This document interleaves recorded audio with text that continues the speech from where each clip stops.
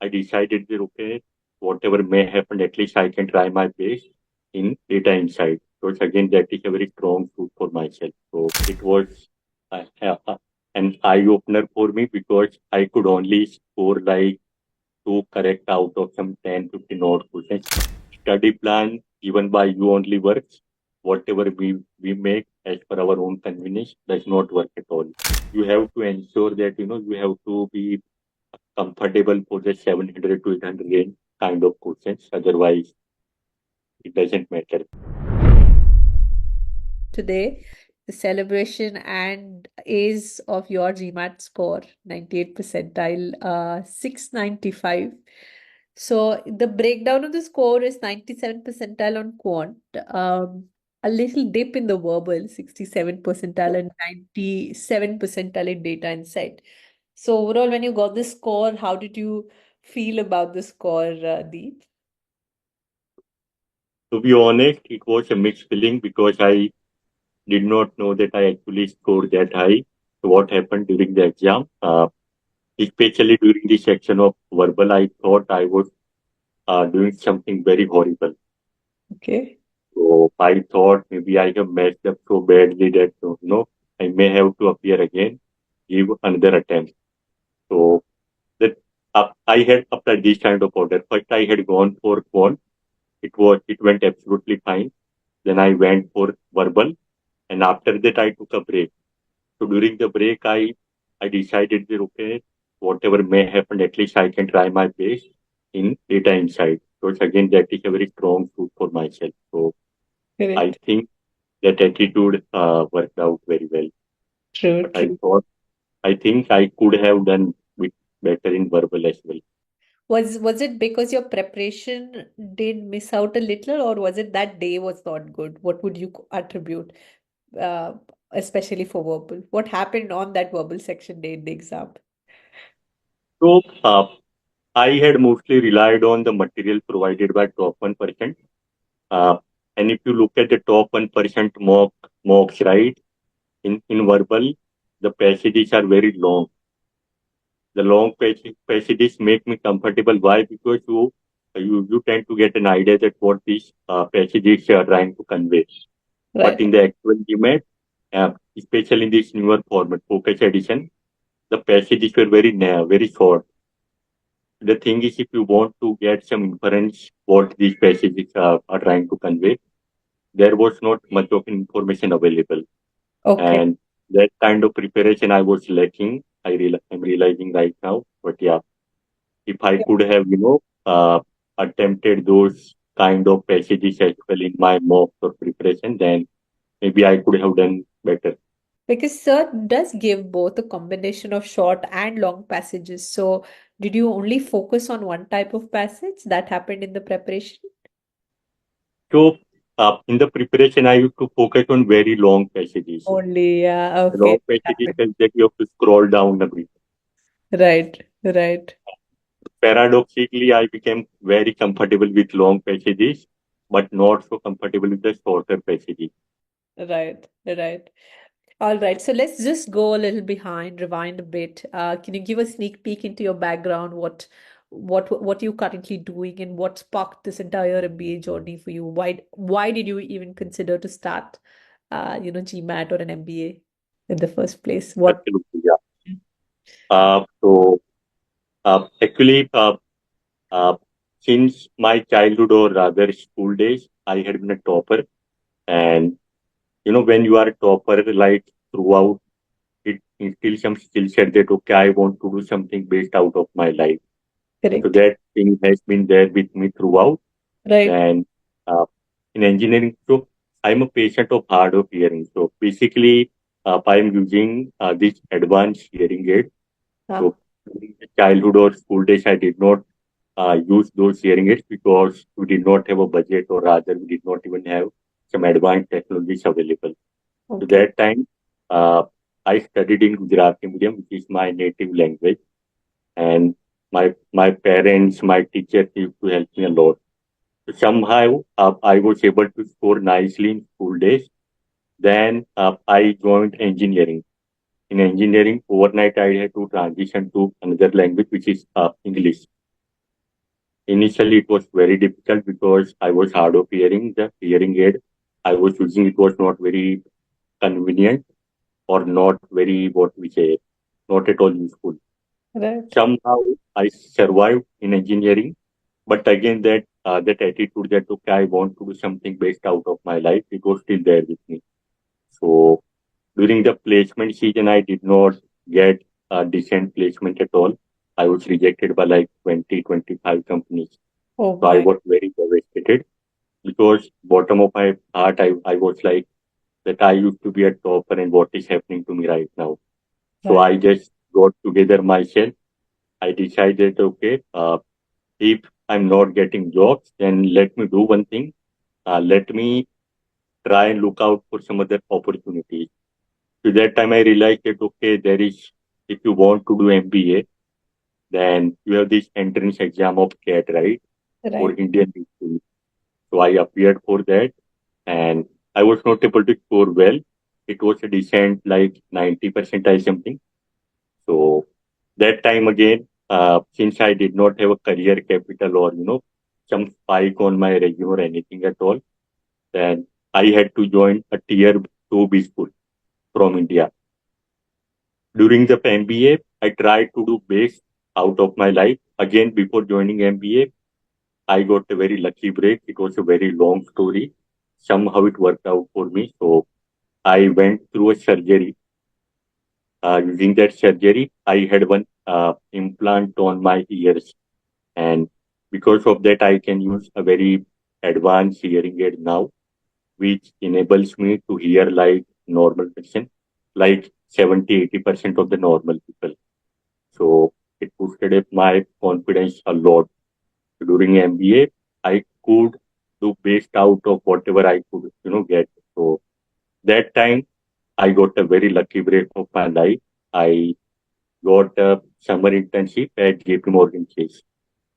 And basic my performance during the internship, uh, I got a pre-placement offer as well. So ever since then, I have been working with JP Morgan as a project manager and business analyst. And again, in JP Morgan, I was lucky enough to find very bright and very people with high ambitions as my colleagues. So uh, I remember my one of my very close friend Karthik Shastri. He used to be ex-student of top 1%. Right now, he's in the Duke University, batch of 2024, I guess. So we worked together for 2 years in the same project. So he used to inspire me that okay, uh, we should do something great out of our lives. So that time, I started realizing that okay, I can do much better in my life. And that time, he told me that why don't you join Sandeep's top 1%. Along with the GMAT coaching, he also provides some very motivating kind of things like just you will just feel like okay, you want to do something great out of your life, that everything else will become secondary. So that time I thought okay, the life is going better.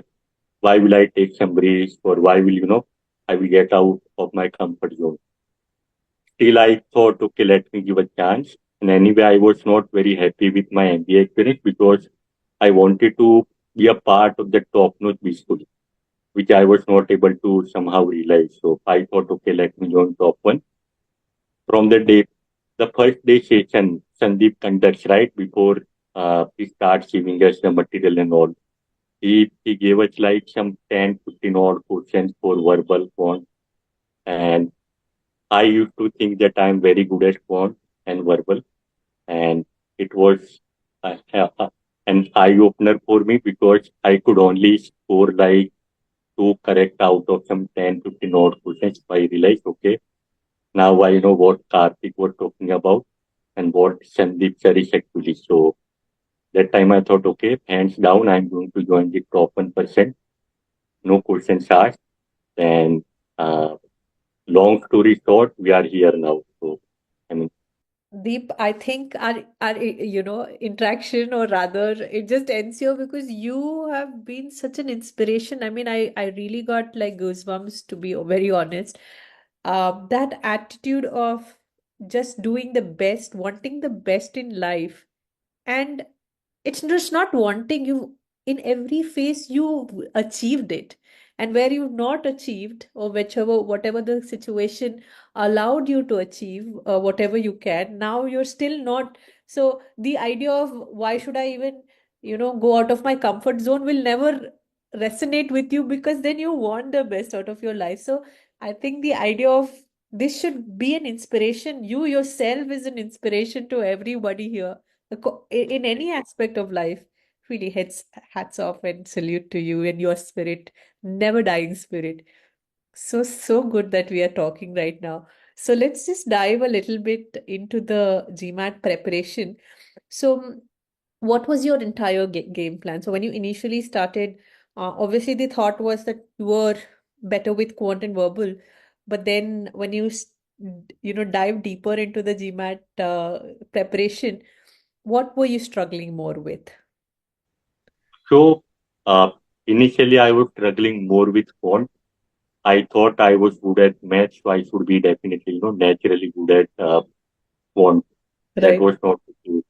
right, So since I realized that okay, I was not good at quant very initially, right. I focused my efforts far more on quant. So within like 2, 3 months of joining, I was up in the range of that 50, 51 scoring the folder pattern within 2, 3 months. Uh, But the mistake I made was in the section of verbal. right. I used to think since I have been reading lots of non-fiction novels as my hobby, so maybe I can, I'm already good at or rather natural at verbal. That was not the case. So also there was one mistake I made. So this detailed study plan you guys give, right? Initially, when we are new, we think that okay, we know everything about ourselves, and these guys they don't even know how we work and all. So let us not just focus on their study plan. Rather, we will create our own study plan. We'll follow it. But almost all the times it happens that, study plan given by you only works. Whatever we make as per our own convenience does not work at all. So I tried to make my own study plan, did not work out. So my initial attempts, I was stuck in the range of 690, 670. I was not able to go beyond that. Then I think there was one guy I forgot. I saw his video. Uh, he was the very first person who scored 735 percentile from top one. Correct. He mentioned very one simple thing was just follow the study plan given by Sandeep. Don't ask for a bespoke plan. That's it. Right, If Sandeep has mentioned that you have to do a pre-work before joining the class or before attending the recorded session, you have to do it. If Sandeep has said that there is some post work, we have to do it. And again, you have to follow the particular sequence. Don't try to be smart about it. So that line, it was stuck with me. So for this focus edition, all I did was follow this particular study plan. Don't, go around it. And it worked. right. Going more deeper into the section, with RC, CR, PS, IR, and DS. So, would you be able to take us through each of the section? How did you plan around all of these? What material stood out for you? How many questions did you do as a part of practice? How many passages did you solve? How many, questions, problem-solving questions did you solve at the most overall? Yeah, absolutely. So initially, I just followed the study plan given by you in that particular sequence only. And then once I thought that, okay, I was already started getting very good at quant. Right, That time, I remembered in one of the quant sessions, Sandeep mentioned that if you think you are getting comfortable with quant, you can immediately jump into the uh, 700 to 800 section, right? That right. one. Yeah, So I realized that, okay, if I wanted to score like 90, above 90 percentile in quant, getting these difficult questions right was very important for me. right. So I just immediately jump into it. And initially, when I was solving all those questions for the very first time, it used to take for me around like 3, 4 minutes. which was not acceptable at all. Because again, you can give only 2 minutes per question at max. So I practiced a lot. One chapter of permutation and combination and probability. I used to be horrible at it, Okay. but I realized that since I'm horrible at it, I have to do something about it. So Right. I practiced them a lot, and over a period of time, I got better at it. So You this was for phone. For verbal, again the same thing. Uh, Initially, I followed the study plan. Then once I was done with the RC guide, I started working on the marathon passages. Marathon passages. So we know that during the exam we only get like 4 RC passages, but I used to attempt 10, 15 RC passages in continuation within one sitting, right. and all those uh, again like from 700 to 800 range. So initially the accuracy was very poor for me. Later on, when you start getting the comfort around it, you also know how it is going to appear, what kind of questions they are going to ask, what kind of information you have to retain, what kind of information you have to rely on for inference and all. I just started getting better at it. So again, the same approach. You have to ensure that you have to be comfortable for the 700 to 800 range kind of questions. Otherwise, it doesn't matter. Right. So, see, this is true in case of everybody, right? When you're preparing, there could be moments when preparation can be a lot more overwhelming. So, what was fueling the fire to keep going? Like, what kept your motivation blazing on those tough days when the preparation felt extremely overwhelming? Absolutely. I mean, there were dips a lot. So luckily, Sandeep has also made these videos of KTW available for all of us. It's obviously free of cost. So I have been a big fan of reading non-fiction novels for a long time. I have been reading them for like past 6, 7 years. So initially, when Sandeep mentioned that there are these TTW series, you should at least try to watch them. I was like skeptical that why will I even spend my time over there because I have some preparation for GMAT to do.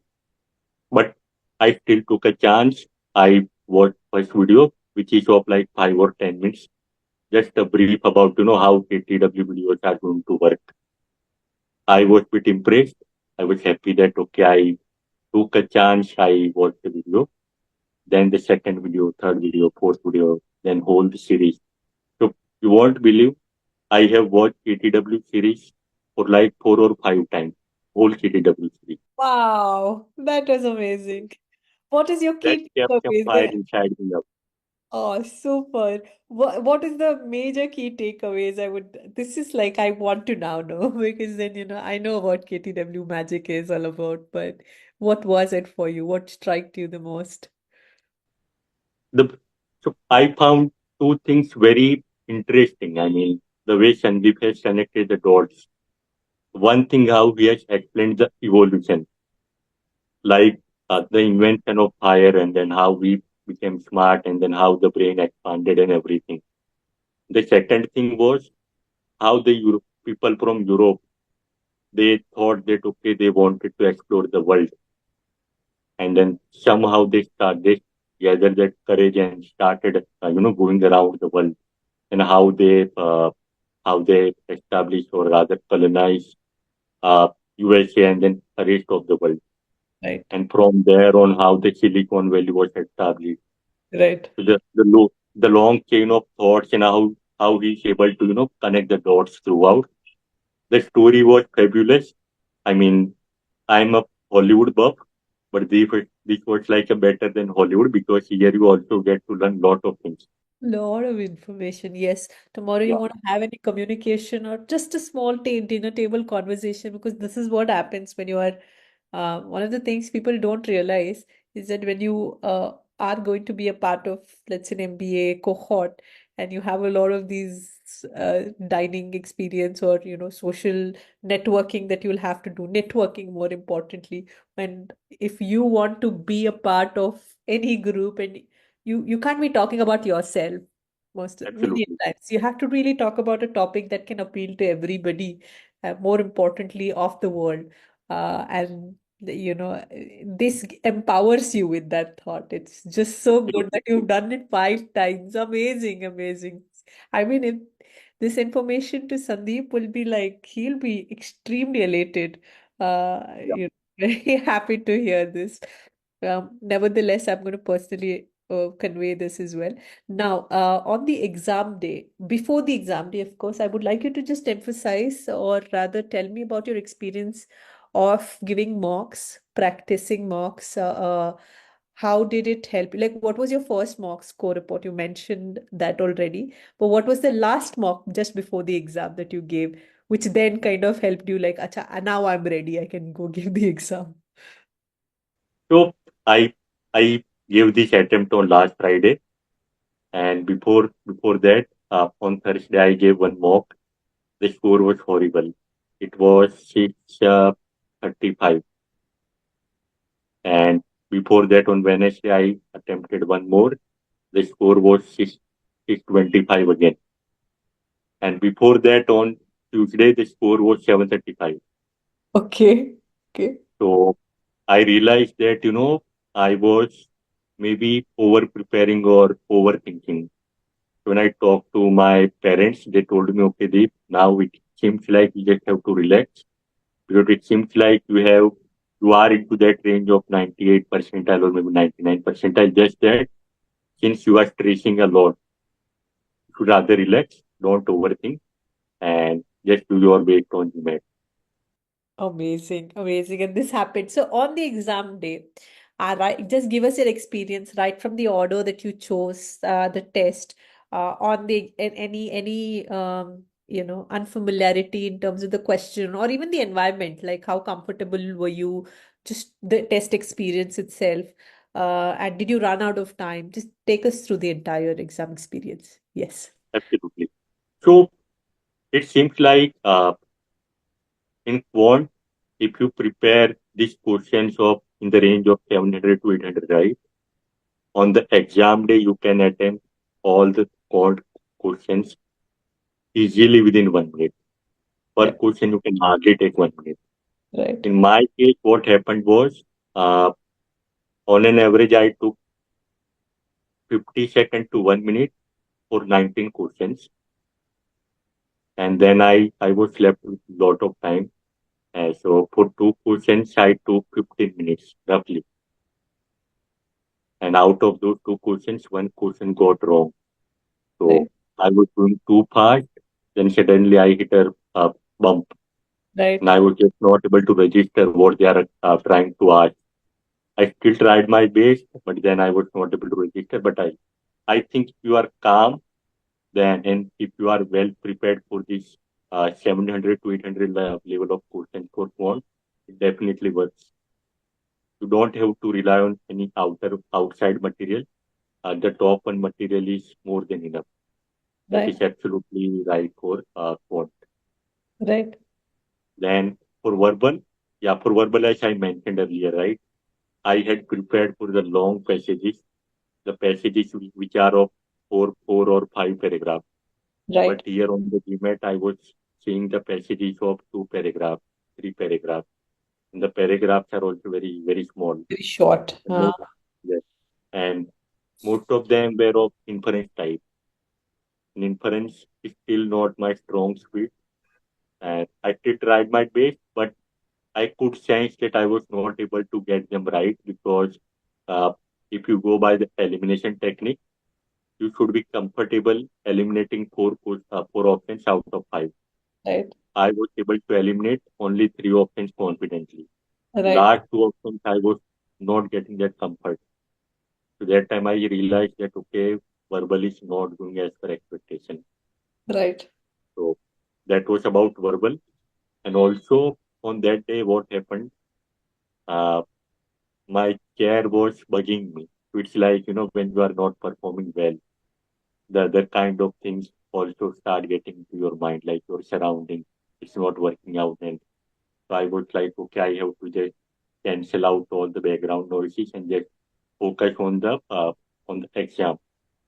Still, I was not able to do that great on verbal, but luckily I had uh, the break of 10 minutes available before the section of DI. So in the break, I just took a small round of walk inside the building. I mean, inside the room only. And I just thought that, okay, whatever happened has happened. Can't do anything about it. All I have left is DI, and I know that DI is a game changer. This is the experience of other folks from top one, right?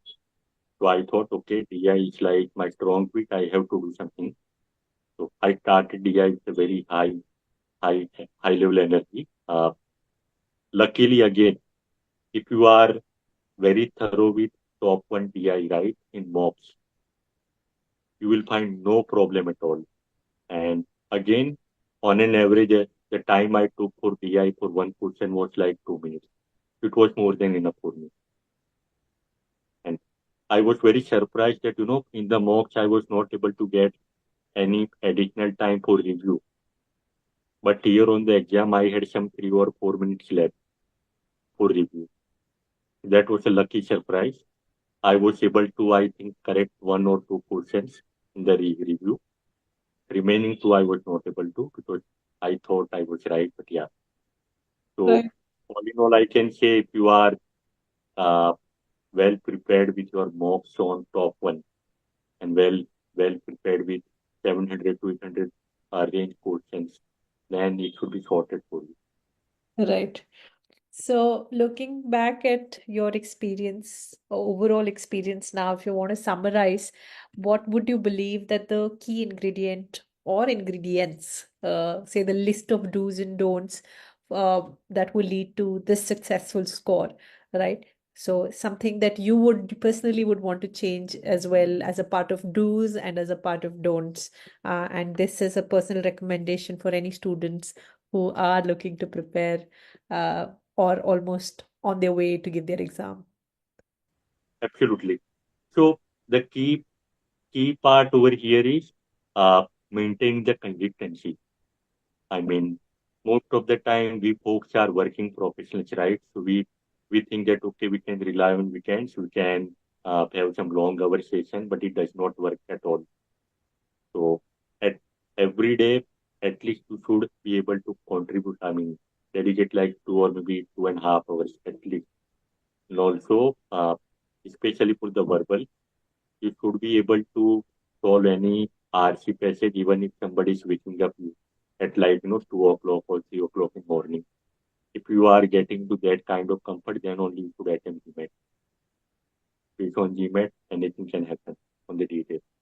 So yeah, maintaining the consistency is very important. Second thing, whatever study plan has been provided by you, you have to abide by it. It works. There is no question about it. And the third thing is, yeah, I mean, you should not overthink. If you think that you are in that range, just that go and attempt your exam. That's it, and it is going to work for you. Right. So, Deep, I'm so glad that we are having this conversation. You really come across as an epitome of a warrior, to say the least, in life, epitome of strength. And more importantly, I totally loved the attitude of, wanting the best in whatever you put your, eyes and sight to. Of course, in the space of things that has given you, like in the realm of vision that you've had, you always wanted the best. Now, JP Morgan happened, and you met one of your colleague, and that kind of just led to a global MBA. And I hope, that doesn't stop there, and you get the absolute best in the world that has to offer. We are extremely and exceptionally grateful that you trusted Sandeep sir in this process of your journey. And we're really happy that, you got the score. And one of the things that, yeah, I always want to, I have to congratulate you on the team's behalf. But one of the things that I really want and wish personally that, you get the best of the admit, right? And I hope that admit comes very soon before this year ends, or hopefully before the first quarter of next year, right? And really something great can happen to you. That's we truly want from the bottom of our heart, right? You have shown extreme amount. I mean, the struggles is not just in the GMAT preparation, but all throughout. What resilience, Deep. I mean, I can't go without saluting you, and definitely have inspired in many other things that not just GMAT. So anybody who will be listening to this conversation, the struggles are real, dear friends. I mean, and whatever struggle that you're going through, maybe work, whatever, I'm not going to underwhelm anybody, but look at him. You know, you are a real hero here. Yeah. Thank you so much for sharing this story, Deep. Extremely happy, and we'll look forward to that admit happening soon. Also, I have one special request. If you can convey my message to Sandeep sir, that Absolutely. uh, I love this line, which he has mentioned a lot in KTW session. He has told multiple times that, if you are in a room with a room full of Nobel laureates, you should be able to try the conversation that, even a Nobel laureate can come to you and talk to you. With that thing, it has been still there, and I mean, there is no other beautiful line, more beautiful line than this. So it's really good. Absolutely. Everybody's time is very precious here, right? And especially when you're going and reaching people who've already achieved, to be able to get some time with you, you should be able to contribute and get more attention as well by giving right kind of information. You can't just bring in noise to them where they've already put filters, right? But Absolutely. yes, absolutely. So amazing, Deep. And I will convey this message. I'm going to take a small video of this conversation separately, send it to Sir, sure. But overall, again, thank you so much for joining in today. We'll stay connected. Really, whatever you do in life, I would really be, rooting for you and shouting, giving a shout out in whatever you do. I'm, genuinely happy that we have had this conversation. Thank you again. Thank you.